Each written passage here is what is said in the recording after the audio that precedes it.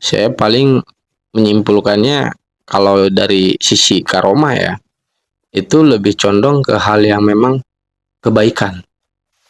Kebaikan. Yang memang karomah itu dipakainya oleh si orang yang penerima karomah tersebut, walaupun dia tanpa sadar, tapi perjalanannya itu mengarah ke kehidupan yang memang ke arah lebih baik lah, dikategorikan seperti itu.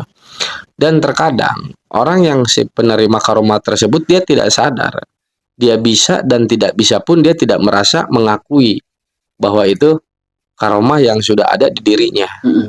Nah, kalau tentang sihir, kadang-kadang dia mengakui. Kalau sihir menurut saya ya Pak Ustadz ya, kalau mengakui dia mempunyai kemampuan yang merasa dirinya itu mampu dan bisa. Itu menurut saya Pak Ustadz. Karena kalau sihir, terkadang itu ada pelajaran mungkin. Ada pelajarannya kalau sihir. Tapi kalau bab karomah menurut saya, itu kadang-kadang tidak ada pelajarannya. Langsung diberikan. Iya, terkadang ada yang mungkin ada yang belajar dan ada yang tidak. Tapi Spontan. Artinya kan mungkin itu untuk golongan orang-orang yang benar-benar sudah alim lah gitu. Kalau untuk sihir itu kebanyakan dipelajari secara secara estafet sama orang gitu kan. Ya karena sihir itu datangnya dari bantuan makhluk gaib yang lain, mungkin dari sebangsa jin atau apa gitu kan. Itu kan kalau sihir kan biasanya ada timbal balik Pak Ustadz. Timbal balik. Nah artinya gini, kalau saya dipinta bantuannya, nanti saya apa balasannya buat si makhluk itu. Sedangkan karomah itu memang datang langsung dari Allah kan, terjadi kun fayakunnya itu kan milik para.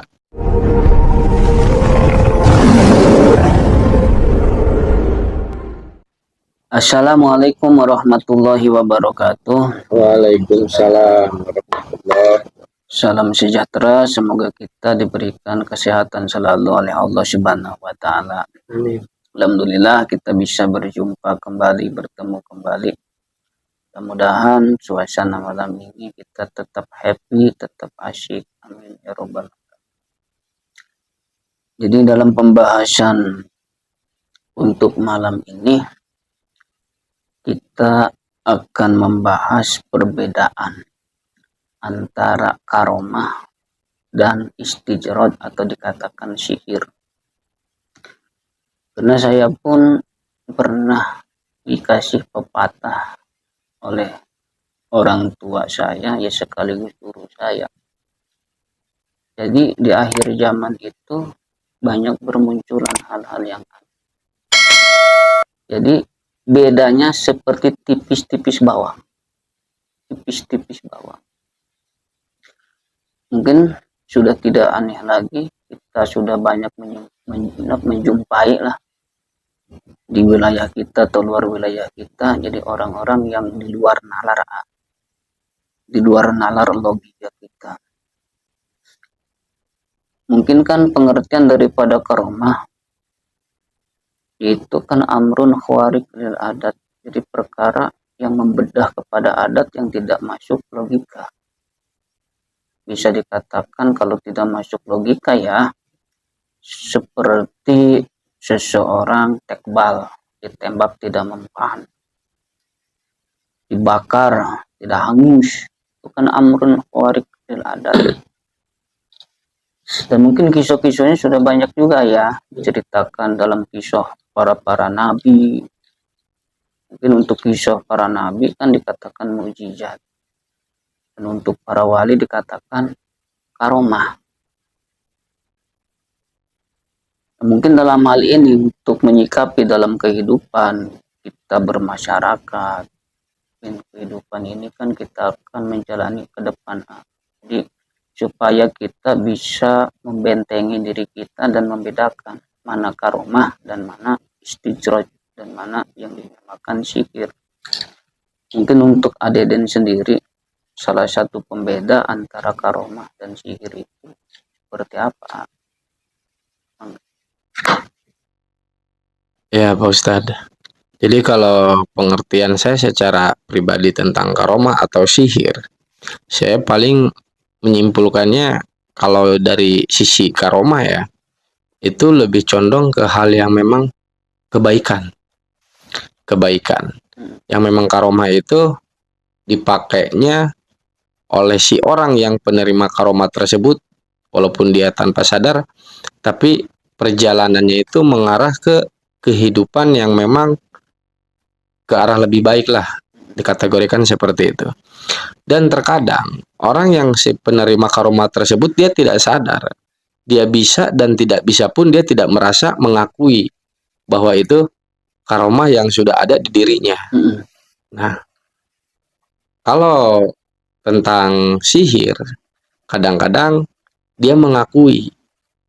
Kalau sihir menurut saya ya Pak Ustadz ya, kalau mengakui dia mempunyai kemampuan yang merasa dirinya itu mampu dan bisa.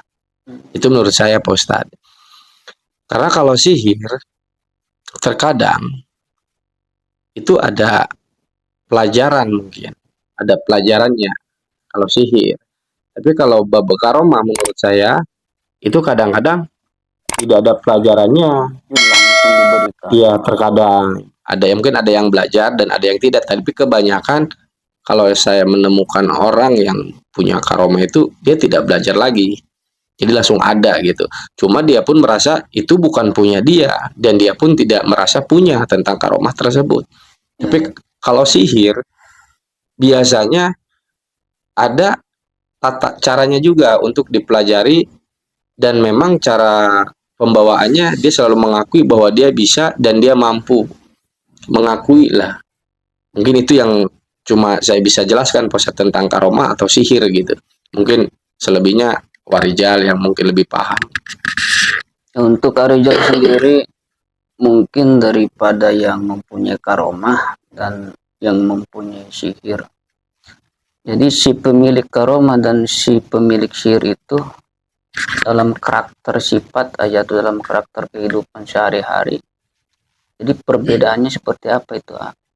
Supaya kita lebih awas bisa membedakan, oh ini benar karomah, oh ini benar sihir. Ya, bismillahirrahmanirrahim. Untuk menyikapi dari bahasa dari Deden tadi, kita lanjut begini. Kalau karomah itu biasanya kan datang secara spontan. Artinya kan mungkin itu untuk golongan orang-orang yang benar-benar sudah alim lah gitu. Kalau untuk sihir itu kebanyakan dipelajari secara secara estafet sama orang gitu kan. Ya karena sihir itu datangnya dari bantuan makhluk gaib yang lain, mungkin dari sebangsa jin atau apa gitu kan. Itu kan kalau sihir kan biasanya ada timbal balik Pak Ustadz. Timbal balik. Nah artinya gini, kalau saya dipinta bantuannya, nanti saya apa balasannya buat si makhluk itu. Sedangkan karomah itu memang datang langsung dari Allah kan, terjadi kun fayakunnya itu kan milik para orang-orang alim itu kan, alim alamah itu. Nah kalau sihir umumnya dipakai, mohon maaf ya, untuk oleh dukun-dukun atau apa itu. Model santet gitu. Jadi ada perantara juga, bahkan sebentuk keris atau segala hal, ada ritual lah. Sedangkan karomah itu dia bisa timbul di mana aja tanpa ada ritual, karena itu sudah menjadi ketentuan lah dari Allah. Nah, itulah perbedaan antara sihir sama karomah itu menurut umum lah yang terlihat. Jadi untuk karomah itu diperkhususkan untuk orang-orang alim ayah, orang-orang alim, mungkin tingkat ibadahnya sudah tinggi sehingga diberikan kemuliaan berbentuk karomah. Tapi mengenai ini, mengenai tentang adat, mungkin kita orang Banten, jadi untuk sedikitnya mengetahui, kan di Banten itu kan ada tepus ayah, atau ada ilmu jeblag, ilmu kebatinan.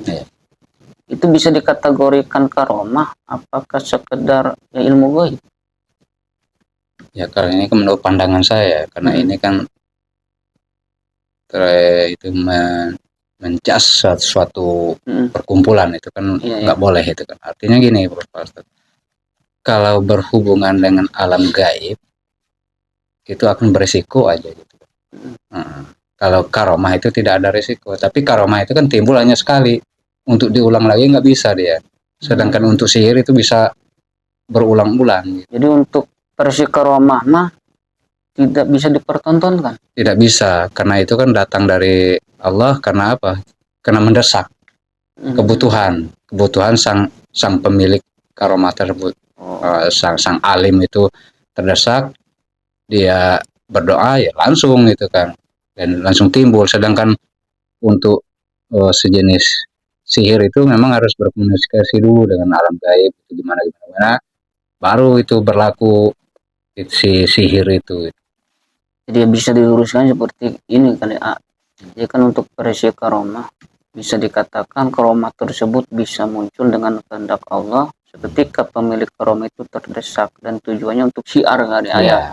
Syiar dalam agama.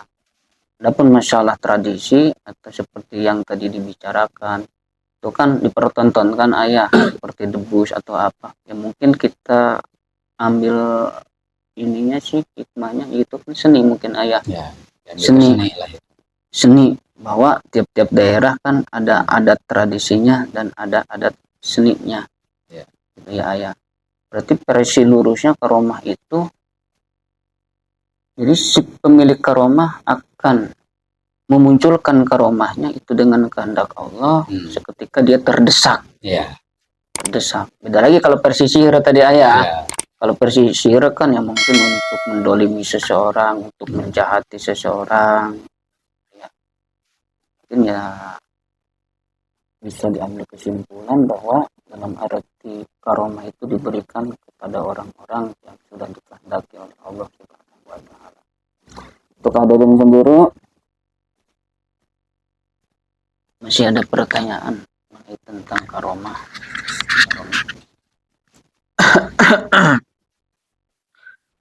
Apa seseorang yang ingin mempunyai karomah atau kelebihan yang tidak sesuai dengan nalar logika, apakah bisa digali apa enggak itu masalah karomah? Apakah dengan pembelajaran apa ya dia fokus ibadah aja, gimana sih dah?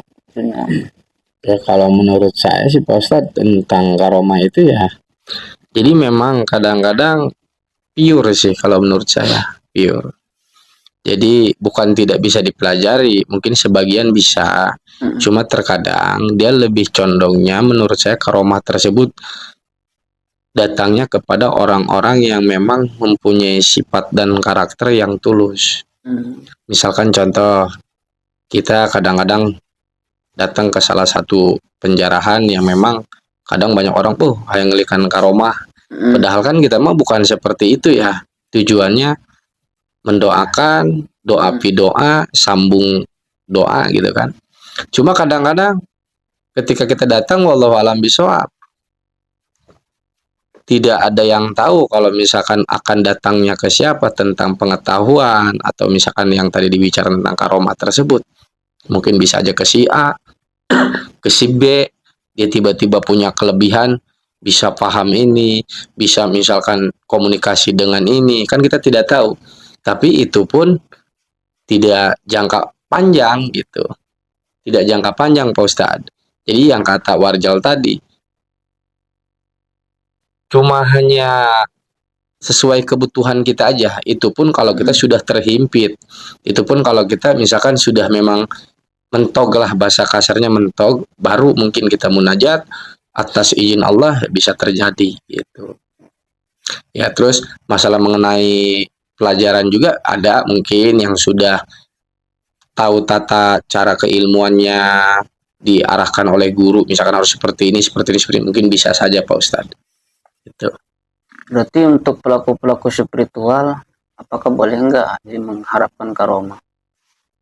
Ya kalau misalkan secara diri masing-masing pribadinya sih boleh saja. Kalau menurut saya, misalkan harapan namanya juga ya, harapan. Ya, sebenarnya kita jangan berharap urusan itu ya kita serahkan ke Gusti Allah.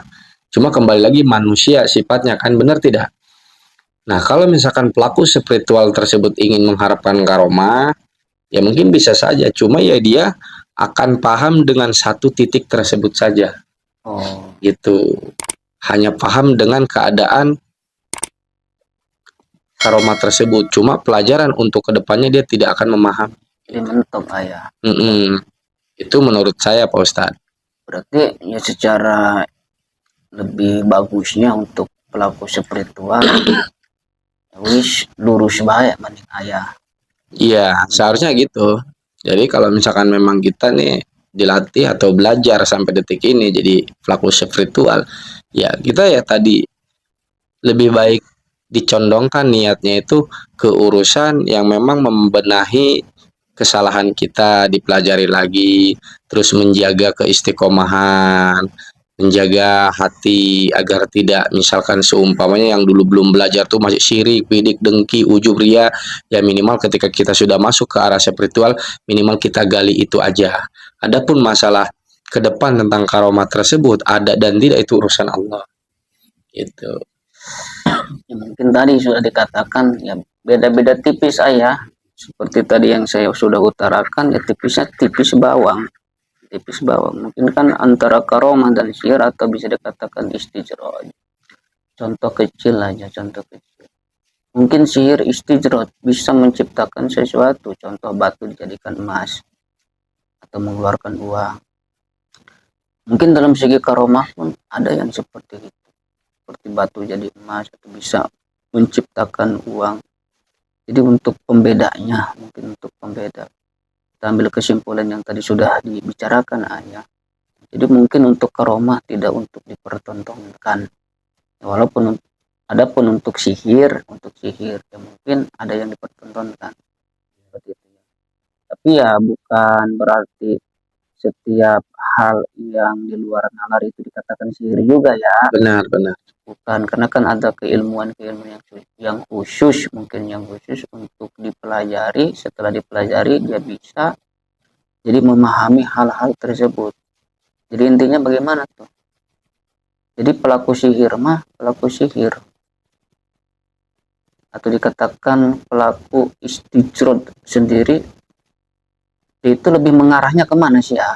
Kalau dia sih pelaku sihir menurut saya ya, dia lebih mengarah untuk mendolimi ke orang lain. Mendolimi. Misalkan kalau misalkan orang ini seumpamanya disuruh oleh salah satu orang untuk menjolimi si A misalkan, nah terkadang ke situ arahnya menurut saya gitu. Kalau sihir, tapi kalau menurut ilmu kebatinan seperti yang tadi adat itu bukan. Bukan, karena itu mah ada apa? Pembelajarannya. Ada pembelajaran yang memang unsur kebatinan juga secara mungkin dia puasa bisa bermanfaat juga kali ya. manfaat. Manfaat seperti bisa mengobati pengobatan. Iya, Ustaz. Pokoknya kalau sihir menurut saya pribadi, jadi bukan misalkan saya untuk menjustis bahasa saya ini ya, bukan untuk menyalahkan seseorang, bukan. Cuma memang kalau sihir saya pribadi dia lebih arah identiknya itu untuk menjolimi ke orang. Itu. Mungkin alhamdulillah, mudah-mudahan sedikitnya kita dapat pencerahan dari apa yang kita obrolkan pada malam ini. Mudah-mudahan ada manfaatnya untuk kita semua mengenai tentang karomah dan istijroj. Jadi simpulnya karomah khusus diberikan oleh Allah kepada kekasih-kekasihnya. Adapun istijroj tersebut diberikan kepada makhluk Allah, tetapi tujuannya yaitu untuk menzalimi dirinya dan menzalimi orang lain. Saya tutup. Assalamualaikum warahmatullahi wabarakatuh. Waalaikumsalam warahmatullahi wabarakatuh.